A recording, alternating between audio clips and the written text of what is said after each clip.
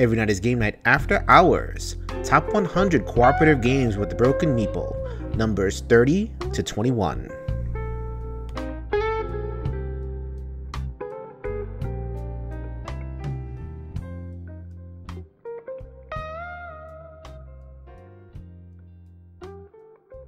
So this game I do not have. This is a Luke thing, which oh wait, you don't have it either. That's too bad. No show and But tell for this you one. are. Did you? Okay, so this is Star Wars Imperial Assault. So Star Wars Imperial Assault is the Star Wars version of Descent. Used to be a one verse mini game, and still is, and that's how people will play it. But late last year, they released the co-op Legends of the Alliance app, which turned this into a pure co-op experience. I have not kept up with it because I don't own the game. I understand that they've added more and more content. It took them a little bit of a while to add more content. Yeah. But it's still, I rated it pretty high for me. It is number 54 for me, number 31 for Luke. So not like the highest of the highest, but I think we both think it's a very, very solid experience. It is solid, and even if it was just the one versus all, I mean, I slightly burnt out on the campaign setting, mainly because it felt a bit linear in storyline, but I still enjoyed this is, a little miniatures game, it's Star Wars, I can control my favourite characters and, level up and you get a choice, and even being the Imperial player, you've got a few tools up your sleeve. The app actually I thought it was pretty decent, but you're right, it did have a few bugs on arrival and it needed more content. I had not played my own copy. I'd already sold mine by the time we got to that point, but I had played someone else's with the co-op app and thought, okay, yeah, it's a bit like Descent 2.0 just with Star Wars, and that's handy. I think those sort of games really should have the app, and I don't think they should have it as an afterthought. I think they should have it on the sale. We have released this game and you can have all versus one and the full co-op. Use the app for help or something. This one had the addition of the skirmish mode, which actually, to be fair, I actually think is the best part of it. But there's still the co-op aspect of Imperial Assault. I still think it's just great to have a Star Wars miniature game that isn't stupidly difficult and allows for some element of role play, and put the Spotify on with the Star Wars soundtrack and just have it blaring out. It can be a good immersive experience. Right, and it gets right that Star Wars thing. You can have Armada and X-wing that replicate the ship battles and everything. What this does, because the Descent system kind of prizes racing, so to speak, in the sense of you're racing against time, you're always kind of movement, a lot of movement. Star Wars battles, it's always Rebel versus Alliance. The Rebels always running. Yeah. Well, that was they're either running away from the Imperials or they're running towards a quest item or whatever it is, or something that they're trying to achieve. The Descent system really, really fits well with the Star Wars motif. And I think if I'm gonna play a Star Wars game at all, and I'm not a huge Star Wars guy, Star Wars okay, but I'm not a huge Star Wars guy. But if I'm gonna play one game, it's going to be Imperial Assault.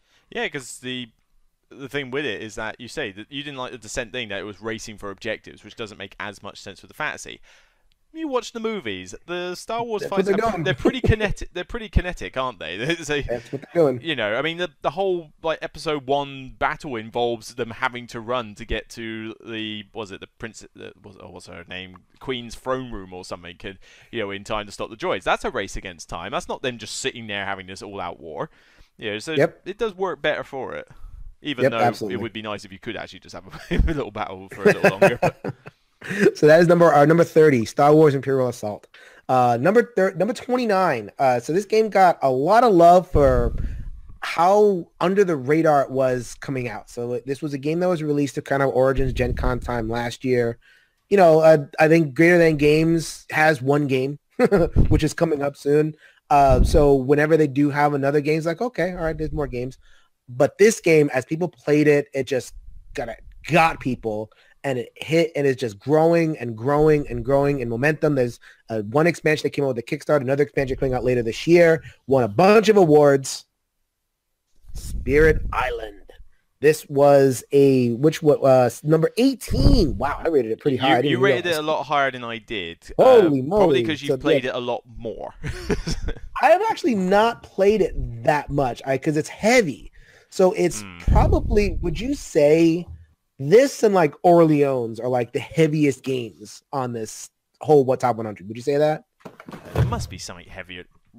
What happened there? Speaking of heavy. Oh, come on. Me with the bolts. Don't you complain about that one game. Come on. I put it on top of the escape box and it was so heavy. I'm just having a look. Let's see. That's not bad. Just looking. All the ons okay. That's lighter.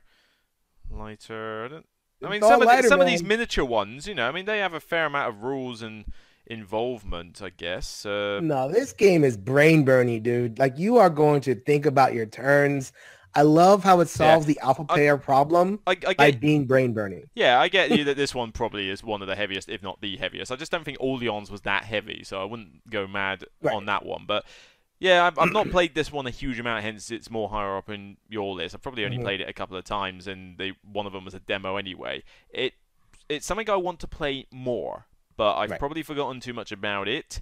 And the fact that it was very heavy and convoluted was a slight put-off, because I thought this is not going to be one I'm going to get to the table that easily, unless you can play it solo, because it's just going to be like, oh, God, I've got to teach you all this stuff, lads, and see how this works. Definitely a high barrier for entry. So the motif of the game is that you are playing, it's basically reverse Goa, a reverse Catan, where instead of you being the colonists that are colonizing the land, you are spirits of the land and you're trying to resist the colonists. So it's a really nice way to turn that thematically on its head.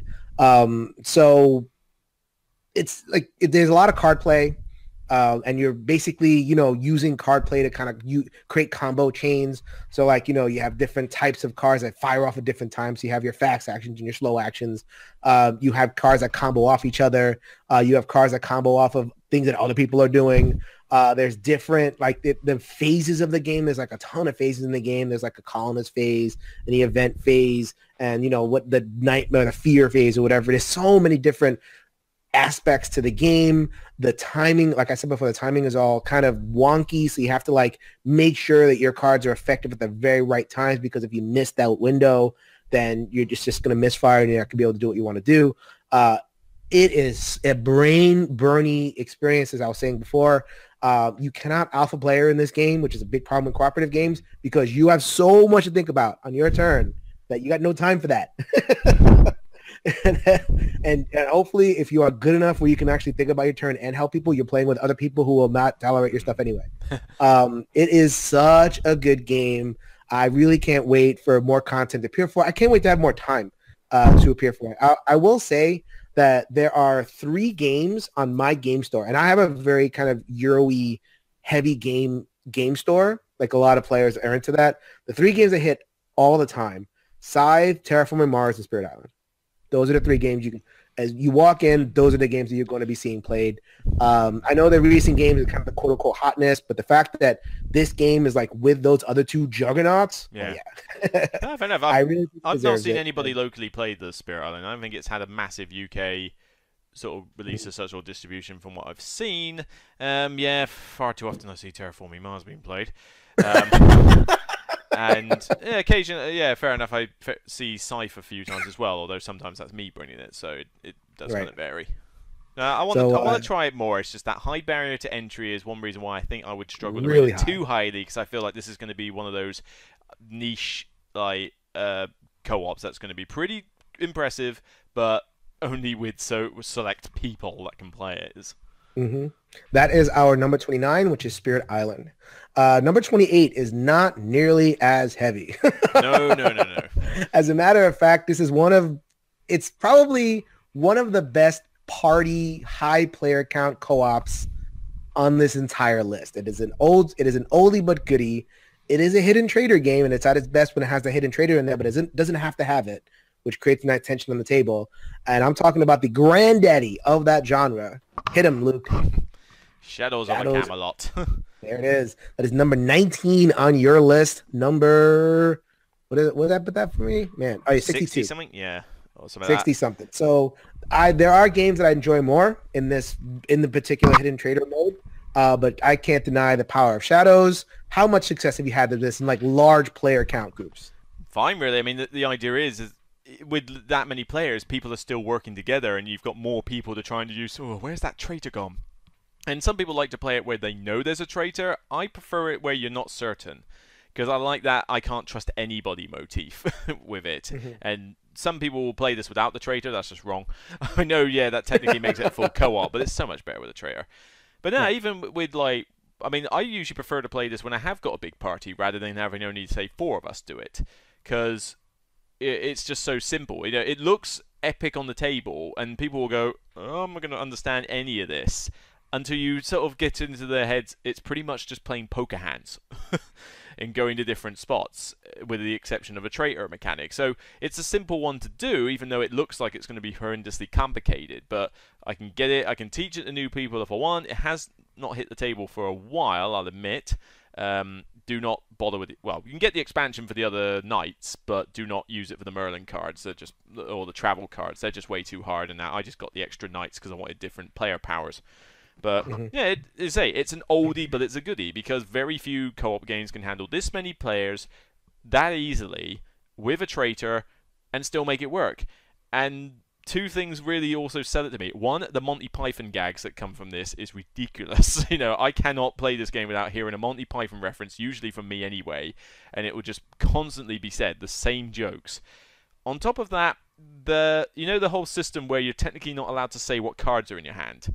You Right. know, it's on reflection, it's a bit silly, but I adamantly, other people can do it, but I always adamantly personally follow that rule, because it's just hilarious to be saying, you know, is like, can you help me though? Have you got any like 1s, 4s, and 5s? And it's that, well, I got a couple of champions, you know, somebody who was a runner-up, he didn't do so well. You're that guy. And then, oh, hang Why are on, you that guy? I'm just going to the Lady of the Lake. I'm just going to chuck some peasants into this river. You know, it's like, Hmm. and it's like, oh, I've got a squire. Will he do? You know, I'm deliberately being true to that rule, regardless of whether it's a detriment to the group or not. But I just find it hilarious to be discussing things like that. So, yeah, it's a oldie but a goodie. But as I say, it's not always cold to the new people. That's right. And I got it too. Look at that. It's not going to leave my collection. I love it. That is Shadows over Camelot, which is our number 28. Needs to hit the Number table 20 again soon, I think. Yeah. Number 27 is all you. Number three on your list. I cannot believe yes. this. I mean, Number 78 even on my list. even if it is mostly solo, I'll admit. But oh god, This is number 27. Show him, Luke. Show him. into that. Well, here's part of it. There it is. like one expansion, Streets of Arkham. I've got the other expansion, like box, Sanctum of Twilight. I think the new one in there that I've yet to play, but I'm going to be reviewing that soon. Hashtag plug. But I think it'll probably be out by the time this comes out anyway. But oh god, this is heavy. There we go. There's the rest of it. There it is. See, I'm the one with the heavy boxes. But yeah, mansions of madness. Now, I actually wasn't a fan of the first one, I'll admit. I thought the first one was like, it's okay, but it was prone to breaking. It wasn't as good as all that, and I don't know. There was just something about it that just wasn't working. I felt it was a bit too fiddly and just wasn't like produced as well as it could be. So when I knew that they were doing a second edition version, it's like, okay, you have potential here. Oh, you're using an app, fantastic, because I was pretty much on board with that ever since XCOM and some of the other games with apps. It's like, apps are the future, we should use them in more games. As soon as I played it, and I played it with a full complement of people, so we played pretty much an all-nighter to play the scenario, because it does take a while with too many players, hence keep it to like 2 to 3 max. But I fell in love with this. Absolutely in love, because this gave me something like, it gave me a very rich, if you imagine like the Betrayal on House on the Hill one earlier, like some people will play that and go, oh yeah, because I get to play in a horror house and have like a horror themed story or something. Well, play this instead, because this is far better. You know, yes, it's Cthulhu, but it feels like the haunting house thing. You've got these all sorts of different scenarios. You've got downloadable content as well if you want it. You've got granted, the miniatures could have been a little better, but I'm not that fussy about miniatures. You know, you at least have them on the board. You've got lots of different ways it plays, and as each expansion has come out, like Elder Sign, they've opened up the scope of what you're doing. Like the original Mansion of Madness, you're mostly in houses, but occasionally you hit like the Innsmouth streets and that. But then you got Streets of Arkham, which suddenly got you. I remember one scenario, it was practically like a Sherlock Holmes story, and part of it's in buildings, but one section of it was just in a town. Like, you come out of this hotel, you go into alleyways, and you go into a little shop, you go into a printing press, a cafe diner, and stuff like that, and you meet all these different people. The app handles everything beautifully. This is probably the best implementation of an app I have seen ever. Handles all the bookkeeping for you, has music, even has story elements for, I'm trying to hold it in frame, but even has story elements for when you do combat.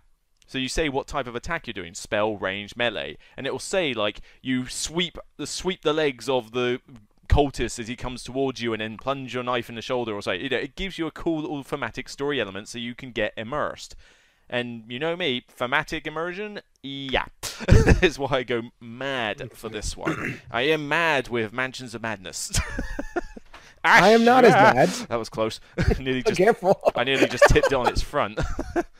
It's a heavy box, truly heavy. There it is.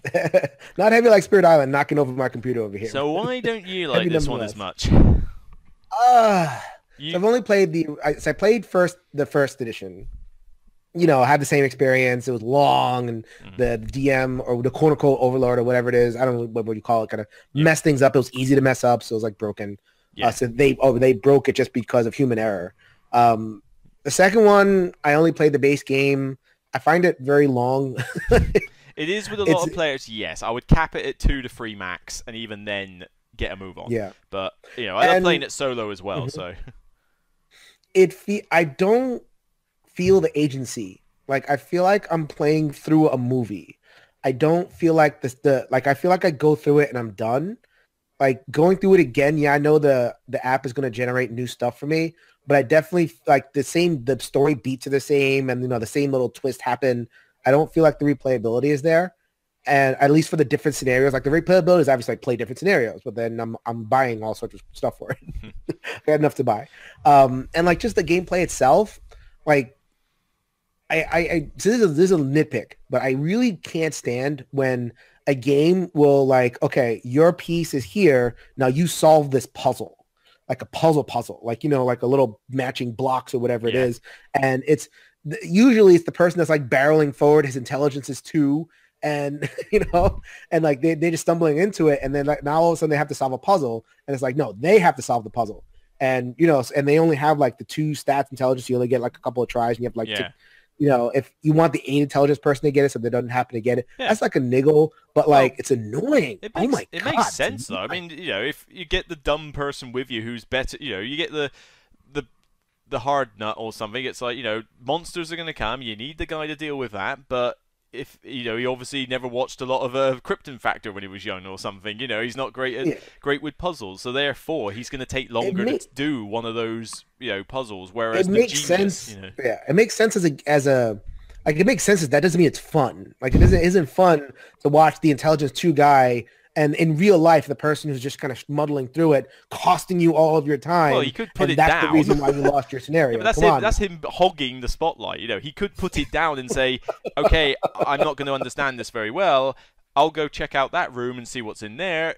Jenny, are you going to come around here and sort this puzzle out? Sweet. Okay, we'll put it down for the minute. You know, get on with the story. Everybody's got their roles. Yeah, that's just the selfish person wanting the puzzles.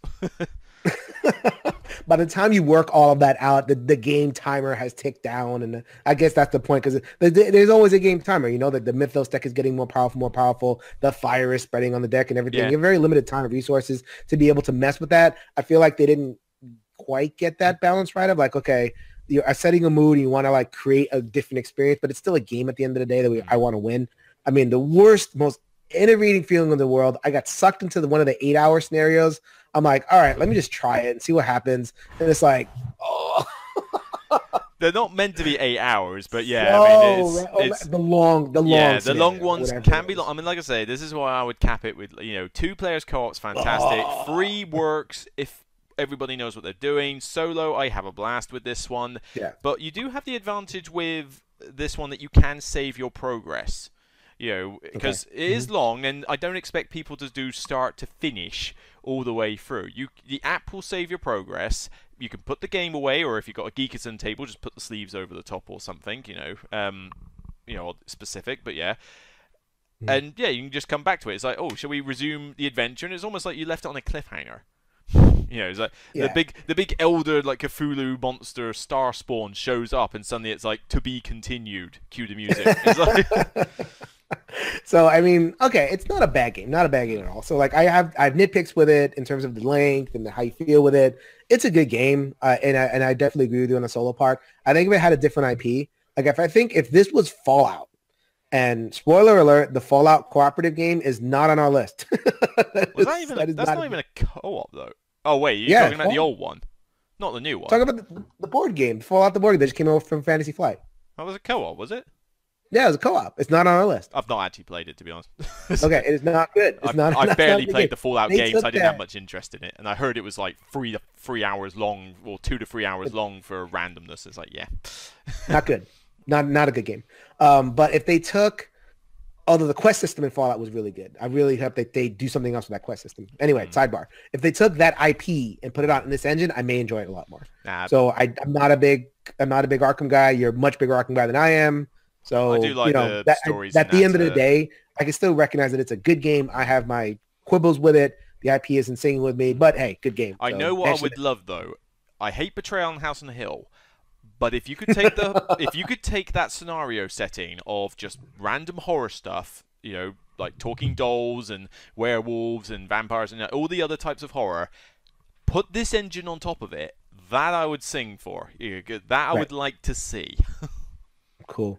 So that is our number 27. We are barreling up that list, man. Barreling up the list. Hopefully we make it all the way to the 21 so that my poor phone's at 8%. It was probably going to die at some point. Well, I've got the sheets. So. Let's do it. All right. So number 26, number 59 on Luke's list, number 21 on my list. As opposed to like a giant game, which is going to make Luke, have to do stretches before and after this thing. This is one of the smallest games that on the list. Which is why you're lifting it. There it is. That's why it's in my collection. Yes. Codenames Duet. So this is Codenames. It is Codenames, and it is Codenames. If you don't like Codenames, this game does not do anything like truly special to make you want to like Codenames. It has the same formula. There's a spy master, and you want your person to guess what it is. The Codenames innovation, though, and the reason why this works as a really great co-op is that you guys are alternating spy masters. So like one spy master is going to give that other person clues, and then once that all happens, then the other person takes on a role of a spy master. They have a double-sided clue card, so you're discovering different whatever it is, agents or whatever. Whatever. And there's assassins on both sides of the cards. Theme. It's a word game. Yeah, the theme was barely there in Codenames. It's even less there in this game. But it's an awesome little game. I play with my wife. My wife is she does not play games at all, but she'll play Codenames. She likes a good old word game or whatever it is, and she likes this game. You can play it like team versus team style, so like you can get your party atmosphere all there. I think this is a really solid package. I'm happy to play it anytime. I mean, it's on your list, so it's obviously pretty good, but I've just kind of burnt out on the Codenames formula for a lot of it. I mean, I do think it's decent, hence I wanted to rate it quite high because I think it works. And I did play it with my girlfriend at AirCon, and she liked it, although she's not the quickest at taking her turns, and it still suffers from the usual Codenames problem, which is it's like, right, my turn now.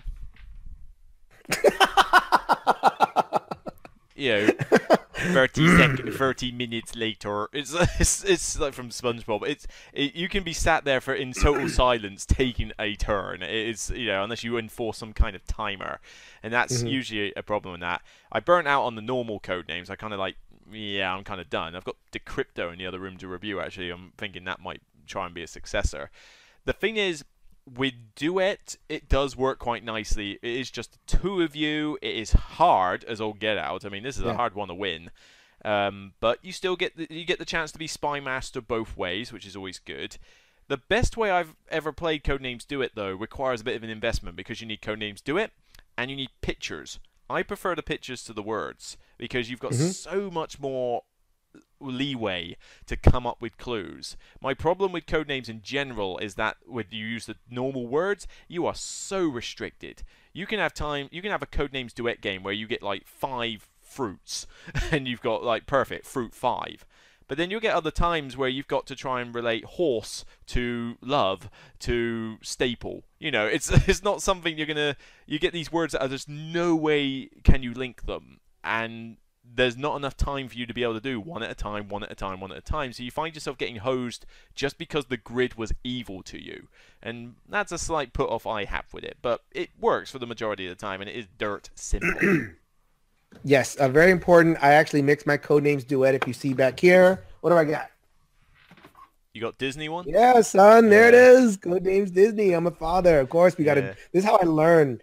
Because I didn't watch too much Disney after I was like 10. So I have to fill in all the Disney. Doesn't that have some weird rules, though, with how that works? Because it's not quite like the original Codenames, isn't it? It's like weird thing when you flip the pictures over and stuff. Like, the word on the other side doesn't seem to match what the picture is. Is that what I've heard? Well, no. There's a word. You can either play with the word or the picture. That's it. Right. Oh, I see. Right. Oh, yeah. I'd use the pictures anyway. So, like, if I have no freaking clue what the picture is, or I can't, like, this little snowman over here. I don't know what the stupid snowman is.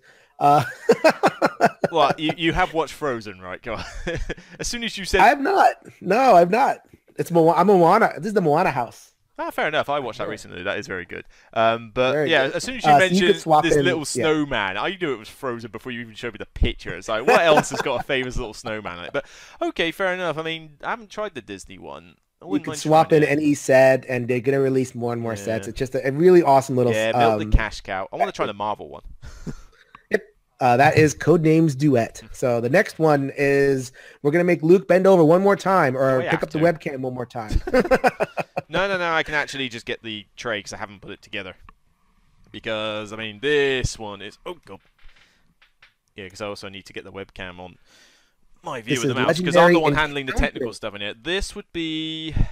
Technically, it's Alien and Predator in here. I basically sort of mix the two together and that. But yeah, it takes you a while to get all these BGG dividers, I can tell you that. But so this is our number 25, Legendary Encounters. Yeah, so the stuff on the where my thumb is pretty much the Alien stuff, and the other side is Predator. But I like Legendary Marvel. I do give it props, but I rate the Encounters system better. It's still 5. It's your number 5. Yeah. Real high. Yeah, exactly. I mean, not much higher than Marvel, but yeah, it was this one in particular, because Firefly is okay, Predator is decent, Alien's my favorite, and a lot of that just comes from the fact that, well, 2 reasons. One, the encounter system works nicely. I like how when the cards come out, they're face down. It works brilliantly with the theme. I mean, this is like one of the most thematic deck builders you can do, and to make a deck builder thematic is really tricky. Really hard, really hard. But they're coming out face down, so you've got to scan the cards separately. I like that they tie the stories into the actual movies, so you can mix and match. But you could just say, you know what, I just want to play the original Alien film. But you've got the extra cooperation aspect with the coordinate action card. So if I've got this card, I can use it on your turn to help you with something, and that's always a good one for it. But 2 other things. One, I just love Aliens. I think not literally, but the Aliens, the saga. I love the Alien movies to an extent. Alien 1's the best horror film ever made. Alien 2 is just such a cool, cheesy action film. Alien 3 director's cut is all right. It's all right. I can watch it. Alien Resurrection is a pile of rubbish, but it had problems. And yeah, granted. I mean, it's weird. I love the Aliens franchise, but ever since Alien 3 director's cut, it's just gone completely downhill, and all this Prometheus and Alien Covenant stuff is just ruining it now, which I feel bad, but I've read books, and I still just like the aliens in general. The other thing that certainly sings this one for me is that it's got the best way to die in any game ever. From a thematic perspective, this whole chestburster thing of, if the facehugger card comes out, which freaks me the hell every time I see it, because I hate spiders, but facehuggers freak me the hell out, but you get the facehugger card, and if you don't kill it within a turn or so, it lays a chestburster inside you. So basically, you put the card in your deck discard pile, and then you play for the game as normal. But as soon as you shuffle your deck again, as soon as you draw that chestburster card, it comes out and you die. That is just the best way to simulate a truly thematic way for your character to get axed off. Because now you're on that tension ticking clock. Also, it's like, we got to finish. Come on, I'm almost there. And it's such a good way for them to inject the theme in it. So yeah, definitely this one's a high note for me. I wish Upper Deck would organise their cards when they send it to you, but Yeah, the expansion helped as well. You can now play as the Queen, and you got some custom scenarios and even more ways to make the difficulty different. It's not as bloated as Marvel in any way, so you can, you've got your avatar with special abilities. I just really get a kick out of it. Mm-hmm. Yeah, not a lot, not as many expansions, better balance, so you're less likely to get that kind of swingy game. The encounter system really works, as you say. I'm just not, I guess I just don't love the system in general. So it did make 75. That's kind of, kind of high for me. Considering that Marvel has barely made the list for me. So I do recommend Alien. I don't think you go as mad for deck builders. Well, actually, maybe with one or two exceptions. I suppose maybe that's not quite accurate. There's one coming up. There's a few. I'm looking ahead. Yeah, there is a couple that you do rate highly. It's legendary, dude. It is not deck builder. It is legendary. Right. It is just not vibing with me, but whatever. And if we can call Mage Knight a deck builder, but you have fun. All right, I will have thematic fun. You go sooner or later. I'll finish this game, and you'll still be working out if you're going to storm that castle later on, aren't you? All right, so this is our number 24. We are really getting to the nitty gritty of co-op games. You're gonna have heard of a lot of these games. We're hitting some of the classics. So this one is our highest hidden trader game. Well, kind of our highest hidden trader game. There is a kind of hidden trader coming up later, which is I think it's a weird one. We'll get to that when we get to that. For that, but this is your baby compared to mine. Here we go. Dead of Winter. So Dead of Winter is probably the seminal hidden trader game. This started with Shadows over Camelot, then we got Battlestar Galactica, which is a really, really long one. We won't tell you whether Battlestar Galactica is going to be high on our list or not. We'll see if that's the one I'm thinking of. But Dead of Winter, a Crossroads game, is excellent. Love it. It is survivors in an apocalypse, only you're not just like mowing down zombies. You are, hunkered down in your little hut, and the zombies are kind of like just walking in there. They're building up, and the goal isn't to kill them unless the scenario card tells you that the goal is to kill them. For the most part, you're trying to like go out to these different locations, and you're searching decks. And as you're searching the decks, you could possibly draw more zombies to you. There's this stupid 12-sided dice. That encounter dice that the dread of rolling that thing when you move from place to place. It's like, okay, am I fine? Or am I going to get frostbite? Or am I just going to die? Yeah, you want to talk about swinginess. Come on. I have seen people, because you start off with 2 survivors, I've seen people in turn 1 take both of their survivors out of the camp and just die. Yeah. That is crazy.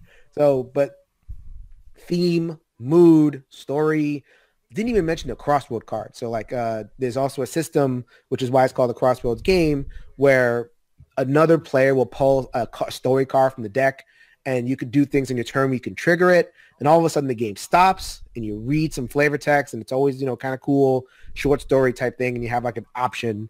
It gives you an option. So like, you meet a strange girl on the road. She's glowing radioactive green. Do you say hi, give her a lollipop, or do you shoot her in the face?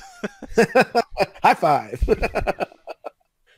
And it's pretty thematic. So you have to make that choice while you're there. And sometimes the group has to make a choice.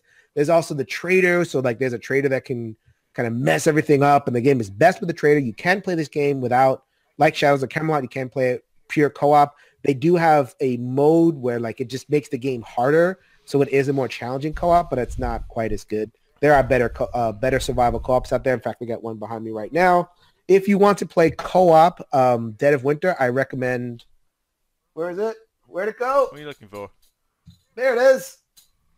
Salvation Road is a post-apocalyptic co-op game that really, really works. But if you want that hidden trader goodness, I might try that one. Dead of Winter is your jam. Definitely. So that was my number 10. I love this game. Yeah, I debated whether I was going to rate this one at all. I gave it a little bit because you can play this in full co-op mode, can't you? I know it's not as good. It's not as good. Hard to say. I actually quite liked it in full co-op mode because the problem. Well, we'll get on. Well, here's one nitpick. You mentioned the crossroad cards. Great idea, great system. A rough percentage. How many of those cards have triggered in your games? Somewhere between 0 and 50.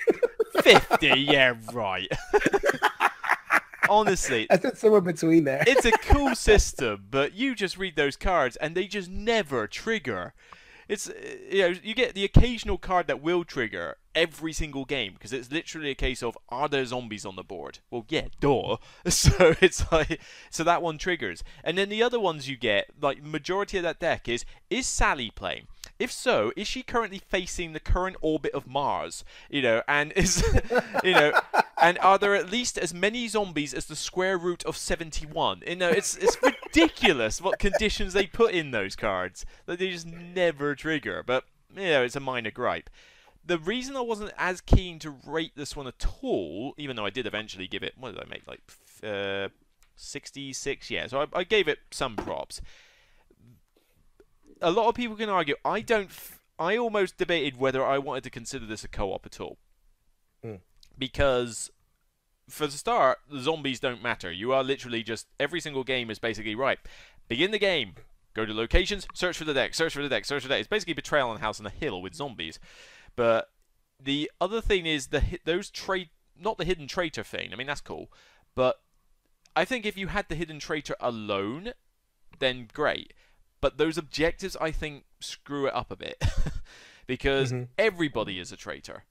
Because everybody is gunning for their own thing, and if they love it. Yeah, but if they don't get their objective, then they don't actually win. So they're gonna tank the game. Yeah. So why would you win? Why would you care if the colony survives? If you're trying to survive together in this apocalypse, you've got to work together. This is like, there is no Lone Ranger, but I would rather see the colony burn.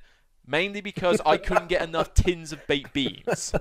If I don't have all the toothpaste in the colony, therefore colony burns. It's a really weird thing, and so there isn't technically enough cooperation. It's just what's it called?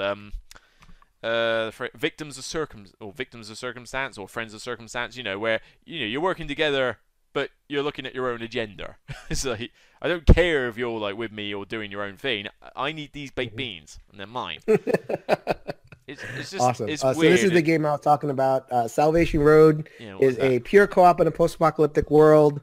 If you like post-apocalypse, it's a pretty good one. So I've seen the cover, never seen it played, and I think I wasn't able to get a review copy of it. I think it looked either half generic, or I didn't recognize the publisher or designer or something, and I just sort of glossed by it. But maybe I'll have to give that a try. This is Van Ryder Games. Van Ryder Games, they do stuff. Oh, Van Ryder. And okay. It's my number 98 on my personal list. So when we get to talking about like the games that did not make our list, there's going to be a whole pile of stuff that Luke and I will share. That I will make one list and not the other, whatever it is. But that is Dead of Winter. That is our number 24. We are streaking up the list. Let us hit our number 23. Hold on. So I'm in my basement right now. I don't know if you could hear. My wife is flushing the toilet. No. We good? Yeah, I didn't hear. Good. Okay. Cut that out. But I'll put a little picture of a toilet. No, I'm not having that much work, all right? Everyone else can imagine it. To be fair, you're sat in the basement. Just assume you're sitting on one all the time. There you go. So I mentioned the heist game. Professor Evil is one of my favorite heist games. I like this one a little bit better. Luke also likes this one. This is his number 44, my number 31. We are talking Burgle Brothers. Yeah, this is the best one so far. I mean, I wish Perfect Crime was out. Sadly, I mean, do you know what the history of that one? Never heard of it. Well, Perfect Crime, there's a publisher in Cornwall, the county next to where I'm from, and Grubbling Games, I think it was, and they were doing a heist game which could be played competitive, it could be played one versus many, it could be done full co-op, and you took control of these bandits, and you were heisting a bank, and you had the floor plan of the bank, you had the guards going round, you could get equipment ahead of time, you planned the heist, you could decide whether you wanted to go in like strategically and surgically and get all the codes broke, or you could just ram raid the place and try and go in quick before the cops arrive. It looked sound from a thematic perspective. Mechanically, I wasn't certain if it was going to work. It's probably been delayed indefinitely, though, because unfortunately the guy who was designing it was taken seriously ill at some point last year, and ever since then, I don't think he's fully ever recovered, and God knows what's ever going to happen with this game. I think it was one of those failed like one of those Kickstarter projects that funded but will never get seen the light of day, or at least not for ages. It's a shame, but yeah, for now I think this is the best heist game we've got. So I have no idea we went on that 3-minute tangent. We have 100 in games. We don't need any more. Especially games that don't exist. No, this game, it totally exists. Not only did that, it exists as an app as well. So Tim Fowers does have like the in-house app development. He did the app for Paperback. He did the app for Burgle Brothers as well. Also two very solid apps. Kind of what Forbidden. It could be in the Forbidden series basically. So like you're moving around tiles and you're trying to rob a bank. The bank represented by 3 floors of tiles, and you're flipping over tiles and stuff happens. So like you can go into the tool shed and you get a tool that you can do a special power on. You could trip some lasers. You could set off a fingerprint alarm. You can do all this stuff. While you're doing all that, there's a guard that's animated by a deck of cards. So you're trying to avoid the guard and crack the safe in each individual floor. And if you're playing in the base game, there's 3 floors and escape. Pretty simple. Lots of cooperation, especially as you get into the game. You're going to want to spread out to different floors to kind of like keep the guards occupied and everything, or like send one person ahead, and let them kind of explore and all kind of stuff. Or like one person's exploring the floor and the other person's like putting dice in the safe, so you can kind of split up top that way because the safe roll is a die roll. So, and the more actions you spend on the safe, the more dice you roll. So you probably want somebody camped on there and blah, blah, blah, blah. Really, really fun. The balance can be a little wonky. I mean, you can come up with some unwinnable scenarios.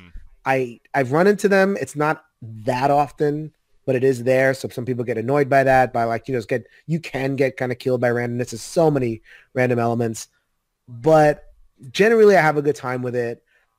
It's really probably the most thematic game, or one. I'd say it's in like the top 5 or 10 like awesome theme delivers an awesome theme games on our whole co-op list.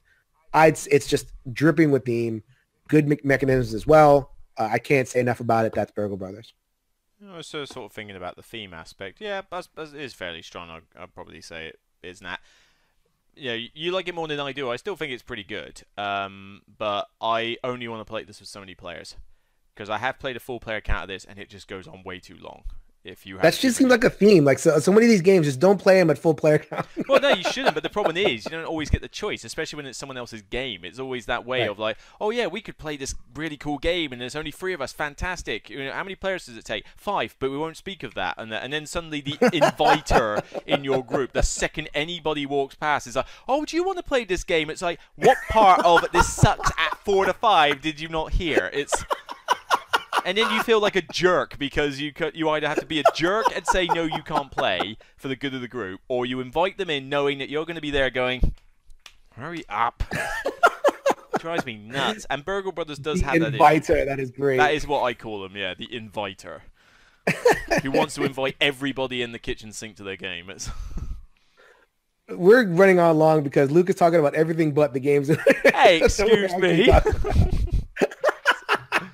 Interesting stuff. Let's finish this off, man. All right. So number 22. This is one of your babies. Number 9. Because I don't want to get to 21. That's big. 61 on mine. So look at that. We're gonna do our dueling show and tell over here. I'm surprised you got it. Mysterium. I like this game. I like it. I like it. Don't love it. Yeah. But you tell me why you love it. Was it? Yeah. This is a single digit one. 9. Well, I love Dixit already. Dixit's a solid game. I love it a bit. So now I get Dixit with Cluedo. What's not to like? Right. Whether I'm playing the investigators or the site or the ghost itself, I love playing a ghost in this. I love that tension of, I got to use these Dixit cards to portray the message, and you're just sitting there going, shut up, he's got it right, you can't say anything. But even as an investigator, you're getting into the ghost's head and trying to work out from these, this deduction game. So neither of the roles is not interesting. Theme dripping off it. It's a solid production. I saw the Portal version, the what's it called, the Polish one. That was fine. Display Domostro. Oh my god, whatever, yeah. Something like that. It's something like that. Whatever. But, yeah, much prefer like this particular Cappy. But every time I get it out, I never have a failed game with it. I have to pretty much play it on at least medium difficulty, if not hard, because I find it's a bit too cakewalky otherwise. But even with a mixtured group. But yeah, just never had a dull game of it. Either way, I'm having fun. Everybody else is having fun. It can do up to 7 players, so it takes care of a horrible dreaded count. Dreaded player count. Takes a tiny bit long with 7, but you're engaged throughout. I don't feel like I'm bored waiting for things to happen because either side you're having fun. And the expansions have helped as well because now you've got more card variety with all the locations and even the Dixit cards. The latest one, have you got Secrets and Lies in yours? No. Secret. Just the base. All right. The expansions help a lot because they just give you more art cards, more characters, location, that. But the Secrets and Lies is definitely recommended because it gives you a replacement for the weapons story cards, and you can choose either or. I personally would use the story cards all the time because the weapons they're kind of restrictive, aren't they? There's only so much you can describe on them. The story cards give you something the same size as the location card with silhouetted people, and it gives you a scene. So it could be like a seance, it could be horse races, somebody's burning documents, somebody's noticed their wife and husband kissing in the background or something, and it gives you a story element as to why the murder took place. Not only does that just paint a really cool thematic story that the ghost can paint, but it gives you more leeway to use the Dixit cards to really get a message across, and people can go off on tangents. So definitely recommend that expansion. But yeah, I've never had a bad game of this. I just love it. Do you play with the voting? The voting for get it right, get it wrong, all that stuff. Oh yeah, definitely. Oh, I love that.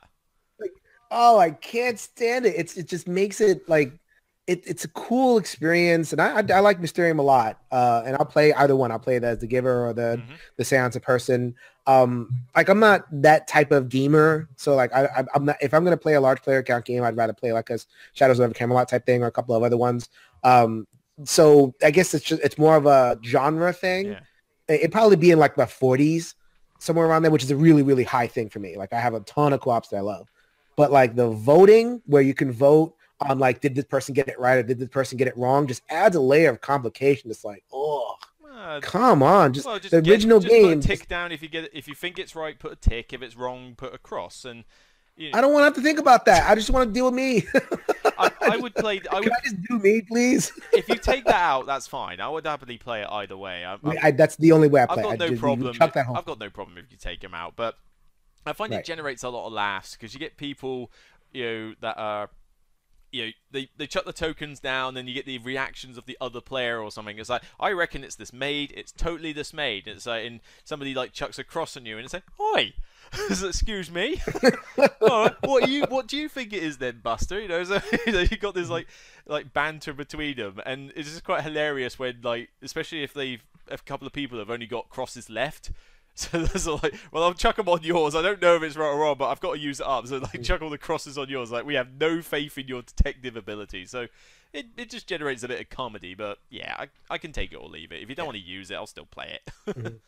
Yeah, so the strong game. I'd love to play it. Just the voting kind of took it down for me a bit, but it's good. I do like Mysterium. It has a permanent place in my collection. I don't have another game like it. That's the bottom line. There is like Dixit is like it, but it's not cooperative. Have you tried to play it with Dixit cards though? No. If you want to play it on insane mode, yes.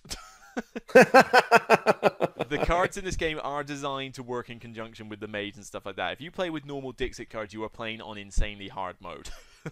There you go. All right, so that is Mysterium number 22. So number 21, you may be surprised. You may be... Uh-oh, where'd he go? Where's he going? Oh. That's why I've been going on tangents, because it delays getting to this one. I wish I hadn't rated it as highly as I did. You may be surprised that it is this low on the list. It is not my fault. It is this man's fault, the broken Meeple over here. Oh yeah, I mean, fanboys are going to scream. I'm going to wait to hear their screams. This is not my fault. It is number 3 on my list. It's in the 60s for Luke. He regrets every minute of putting in his 60s. If anything, I'd rather put it lower down, but there were games that I hadn't played. Gloomhaven! There you go. I can't even put my face in the screen anymore. It says improvement. There it is.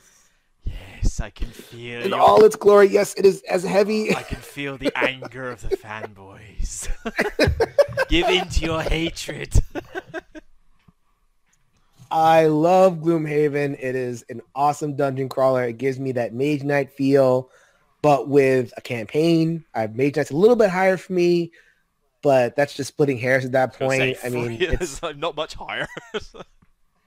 yeah, 3 to 2 or whatever it is. Like tomato, tomato, that kind of thing. They scratch different itches. So like, I mean, Gloomhaven is just I can't even describe it. It's a dungeon crawler, but it's a Euro. It has card play. It has hand management. It has a lot of content, a lot of different scenarios. It has tactical area dudes in the map stuff.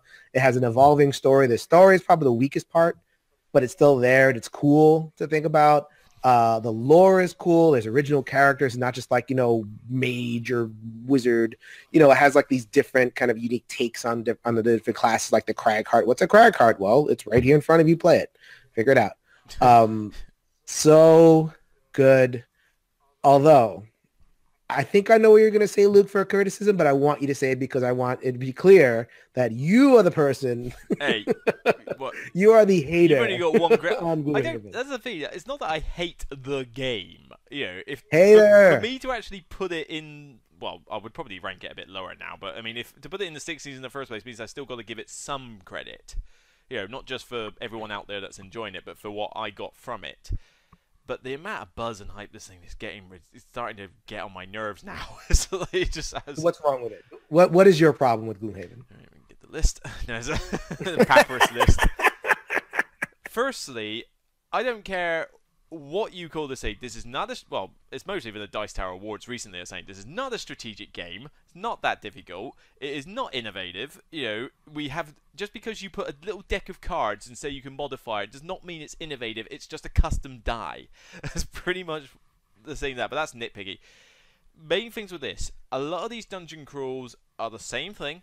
Go into a bandit's lair or a dungeon and steal some loot, but they take like ages and hours to finish the scenario. I mean, when you play that first scenario, especially when you're learning the game, it takes like 3+ hours, and this is like a 3-room dungeon of which they all look generic. It's like, here's generic square room, here's generic triangle room, I don't know, and it...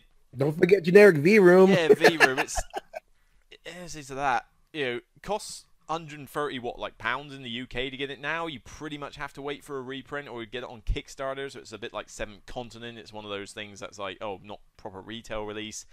But I don't know, I thought it was fine, but everyone's lording over it, and I just can't see why, because when I play a dungeon crawl, I want that immersive, almost like the chaotic. I want the die rolls, I want the classic, go up, I will slay the dragon with my cool flaming sword +2 or something like that. This one for me fills with the same problem that Legends of Andor does. It's less of a dungeon crawl, less of a thematic immersive game, and more a puzzle. Right. Because those card systems, which again, not that innovative. We have seen multi-use cards before. It's not that different, but it's a puzzle game. You know what the enemy's going to do. Because, you flip that deck over and it tells you what they're going to do, like react, and it's like, well, that would never happen in real life. It's like, I can't predict that the enemy's going to charge me or go back or something, so why does that work? And then, most of the time you're discussing the best way to play your cards in your hand, which weirdly have the fatigue system as well, which, I don't get as well, because it's like, you tire out very quickly for some hardened adventurers, particularly some of the characters. And you just other little niggles, like, the loot, for example. You have to play a card. Can't pick up loot at the end of the game. Yeah, but you have to play a card to pick up the loot. And if you finish the scenario, any loot that's on the floor or not explored is gone. What? I killed the skeletal overlord in the room. Did I not have time to just bend down and pick up some change? Did I suddenly look at that iron chest over there and thought, no, you know what? I've killed the guy. I feel pretty good about myself. Ooh, going down to the pub. But what about that chest over there with, like, tons of loot in it? Nah, ain't got time. Bar shuts at 11. We got to get going. It's like, why? Little niggles. But, and like I said, a lot of it is more probably nitpicks compared to what other people would fault it on. But it's just all of those combined. The game for me just feels like another dungeon crawl, but for twice the cost and time and like 20 times the time investment. It's fine. You're here. It's okay. You're just not my thing. You are poo-pooing the hand management once you get into the game itself. You get past those first couple scenarios and you develop your characters. You get better, improved cards in your hand. You can improve that quote unquote die deck so that better and better cards coming out of that. The hand management, you are there for that. If you're not into that, then fine. Mage Knight has the same thing. Yeah. It's a hand management game, and that's where the puzzle comes in. So like that's what you are doing in this game. If you don't like it, fine. But it is lovely. I love just so many. Like Spirit Island is the same way. Like Spirit Island is like it's card play basically, but you have to just spend so much time thinking about the most optimal way of playing the cards. There's that top half and the bottom half. Do I play the top half of this, bottom half of this? When do they spring off? Like, do I want a fast attack? Do I want a slow attack? I mean, you get into that headspace so easily. And with the tactical movement, you can really cooperate in that way. So it's like, I'm the big tank. I'm going to take all these guys and you're going to run in and catch the sorcerer who's running away. I don't know all the scenarios. I haven't gotten very far in this game at all. I just love, whatever I've done. I can't wait for more. That is Gloomhaven. Some people actually get more loot just because they got more loot cards in a deck. If you're the Guardian, you never get any loot, because you're too busy taking damage. You don't need it. And you can't actually tank with the Guardian. The Guardian dies really quickly as a tank. It's like, he's supposed to be the tank. But I played somebody's campaign. I played for about 8 scenarios. Leveled up the character, did it for a bit, gave it a chance, because I thought, am I missing something here? I got to carry on with it and see. But then after the 8th scenario, I thought, this is just another dungeon crawl. Insert fantasy theme here. Who cares if it's unique? It's another fantasy generic theme. I'm done. Someone take over the character. And I was just like, yeah, I'm hate mail, brokenmeeple@gmail.com. I already put this on my comments. I already put this on my top 10 overrated games list, and believe me, that gets. The thing is, I get both sides of the coin. I get the ones who love it to bits. I get the ones who can't stand it or something. There are haters out there for that game. It's just the lovers speak so highly of it, and BGG's system is so broken that it can get to number 1 literally by just winking at it. So that is Gloomhaven, our number 21. So we are on the precipice of our favorite games. And I think both Luke and I agree. They're not just our favorite co-op games of all time. They're just our favorite games of all time. And I think there's some beauties coming. And there are some real beauties coming. You're going to hear some love. There's still going to be disagreements. Don't you worry. Because I know some of you guys like when we go back and forth. So we're going to have some of that too. But some of the games that are coming up, some of our favorites, the indispensable, in our opinion, into our collection. Are you happy? So, are you quite all right, though, that Gloom didn't make the top 20? I'd say, look, man, Mage Knight was number 52. True, yeah, Mage Knight was lower down, wasn't it? Yeah. Don't worry, we got some. Don't worry, it's all good. It's all good. All right, that's going to do it for another episode of Every Night is Game Night After Hours. This has been Top 100 Cooperative Games with the Broken Meeple. You can find the video version of all of these podcasts on Luke's channel, which is The Broken Meeple, over on YouTube. If you wanted to pursue that more, we are going to continue counting down until Friday. That is when we are going to present our top 10 cooperative games, and Anthony will be back. We'll make that into a regular episode, and he'll have a top 10 list of his own. Hopefully, we'll see you there. Until then, this is Jason signing off. Later, everybody.